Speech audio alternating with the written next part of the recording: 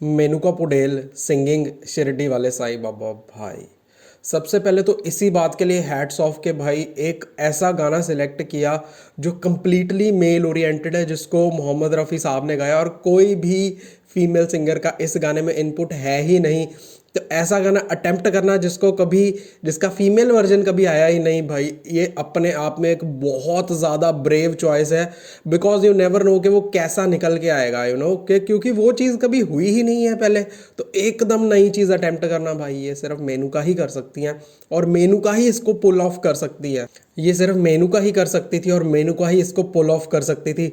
जब गाना शुरू हुआ ना भाई, उसी टाइम मेरे गूज़बम्स आ गए कि भाई क्या ही गाना गा रही हैं।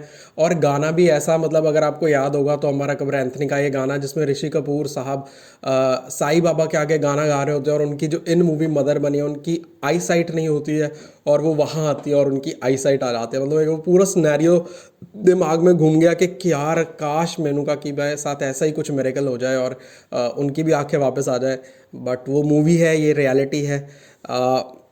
नंदलेस क्या ही बेहतरीन गाना गाया भाई। जो पहला ही अलाप लगाया ना, वहीं पे मेरा तो हो गया कि भाई शी इज़ द विनर।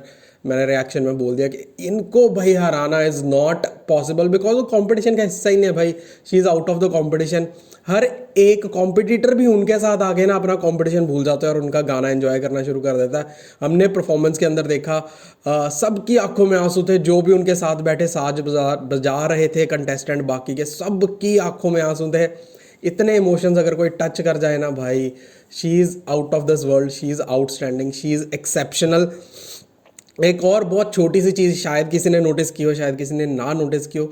जैसे ही उनका गाना ख़त्म हुआ ना, उन्होंने हारमोनियम को माथा टेका, हारमोनियम को जय की, हारमोनियम को थैंक यू बोला। भाई यही छोटी छोटी चीज़ें ना एक महान आर्टिस्ट की निशानियाँ होती हैं। कहते हैं लता मंगेशकर लास्ट तक जब उन्होंने आखिरी गाना भी गाया ना, तब भी स्टूडियो के अंदर जो है वो चप्पल उतार के जाती थी, क्योंकि वो उसको स्टूडियो को अपना मंदिर मानती थी। तो ये छोटी छोटी चीज़ें ना एक आर्टिस्ट को महान आर्टिस्ट बना देती हैं। और मेनुका में वो सारे गुण हैं जो एक महान आर्टिस्ट में होते हैं। जो फाइटर से फर्ज वाले भोपाल गैस वाले जो आए थे, गेस्ट आए थे, उन्होंने भी बोला कि आंखें बंद करके सुनो तो आपको साक्षात लता जी ही लगेंगी। मेनुका आपको ऐसा ही लगेगा कि लता जी ही गा रही हैं। तो इतना बड़ा कॉम्प्लीमेंट। और उन्होंने अपने फादर के वो जो लकी कुछ नोट थे, 2 रुपए का, 5 रुपए का, वो किसी को देना। मतलब ये कोई छोटी मोटी चीज़ें नहीं है भाई। ये चीज़ें आप किसी ऐसे ही रैंडम बंदे के लिए नहीं करोगे, सिर्फ उसी के लिए करोगे जिसने आपके दिल को छू दिया है। कुमार शानू जी अपनी सीट से उठ के आने पे मजबूर हो गए यार। आके उन्होंने मेनुका को बोला कि भाई यू आर एक्सेप्शनल, आप बहुत बढ़िया गाते हो। और क्या ही बेहतरीन भाई भजन ही गा दिया। मतलब मज़ा आ गया ये गाना सुन के।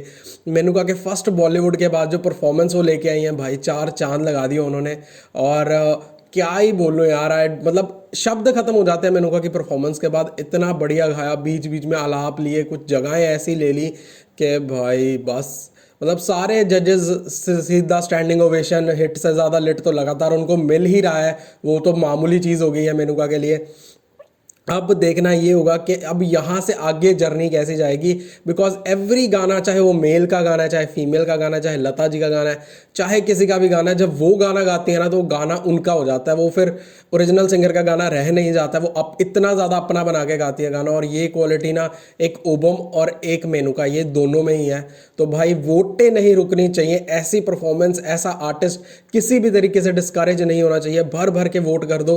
रिएक्शन में मैंने उनकी वोट अपील डाली थी। वैसे मैं आपको बता देता हूँ, सोन नीले ऐप करके आपको वोटिंग करनी है। लाइन शायद कल 12 बजे तक की खुली थी, बट अगर पॉसिबल है तो आप फिर भी भाई भर भर के वोट कर दो। बिकॉज ऐसे आर्टिस्ट को अप्रिशिएट करना सिर्फ यही हम कर सकते हैं। आर्टिस्ट हमारा लूज नहीं होना चाहिए। शी इज़ अ बेहतरीन singer, she is an exceptional singer. और वीडियो अच्छी लगी हो तो लाइक शेयर सब्सक्राइब किए बिना मत जाना।